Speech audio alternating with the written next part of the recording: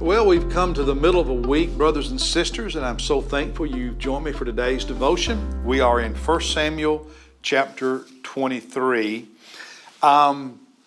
We don't know for certain how many years David was in hiding from Saul, how long he ran from them. Was it 1 year? Was it 4 years? Was it more than that? We don't really know. But this chapter, I think, gives us a sense of what it was like for however many years it was. It gives us a sense of what it was like for David, how there was constant moving from one place to another place and hiding, constantly being chased by Saul and his army, not knowing who he could or could not trust, who might betray him, dependent totally on God and needing God, and of course Jonathan's friendship. We get a sense of all of that in this chapter.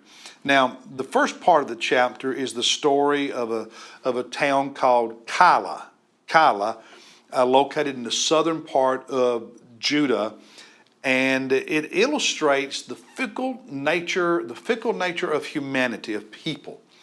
As I said, it's a town in the southern part of Judah, and they were being attacked by the Philistines, and it was while they were threshing their grain, which means it was a harvest time. And so the Philistines were attacking and stealing their food, which would make life hard on them.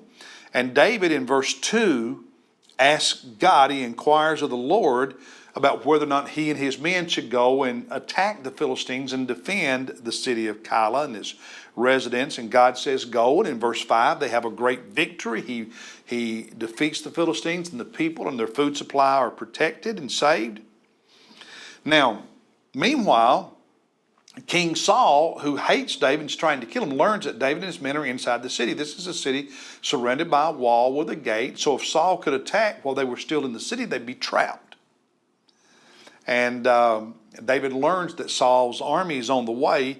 Now look with me at verses 10 and following. Then David said, O Lord God of Israel, your servant has heard for certain that Saul is seeking to come to Kyla to destroy the city on my account. Will the men of Kyla surrender me into his hand? Will they turn me over? Will Saul come down just as your servant has heard? Is Saul really going to attack? O Lord God of Israel, I pray, tell your servant, answer me these two questions. And the Lord said he will come down. Saul is going to come and attack the city and attack you, and he'll kill everybody there. Verse 12, then David said, will the men of Kyla surrender me and my men into the hand of Saul? Will they turn us over to protect themselves? The end of verse 12, the Lord said, they will surrender you. They'll turn you over. And so David, upon learning that from God, leaves the city. Now, what strikes me are a couple of things. One, David did not get mad and lash out at the people. That strikes me. But secondly, God said, yeah, they're going to turn you over to protect themselves. And on one level, it makes sense and it's logical because Saul's army was much, much larger than David's. And it just makes sense. It's logical they would see themselves being destroyed. And so to protect themselves and their families, even if reluctantly, they would turn David over. That makes sense. It's understandable. And I think that's part of the reason David did not get angry, get emotional, didn't punish them. He protected them. See, the first time he protected them by fighting the Philistines. The second time David protected them by leaving. He and his men left the city so there would be no reason for Saul to attack and destroy the inhabitants of the city. See, sometimes doing what's right means you have to ignore your impulses and emotions. That we need to be motivated by something greater than just raw emotions. That even when someone does something and your emotions say you're justified in resenting them, etc., you may not be. Because life can be complicated. People can be motivated by a lot of different things. And I think David teaches us here not just to judge people on the basis of what it says about us.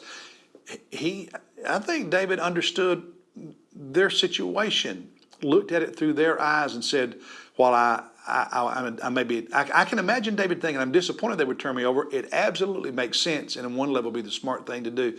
And so he didn't lash out at them. He continued to protect them by leaving the city. And so in my journal, I wrote a prayer. Oh God, keep my heart, my attitude, and my motives pure, because it's so easy for the events and the experiences of life to corrupt us.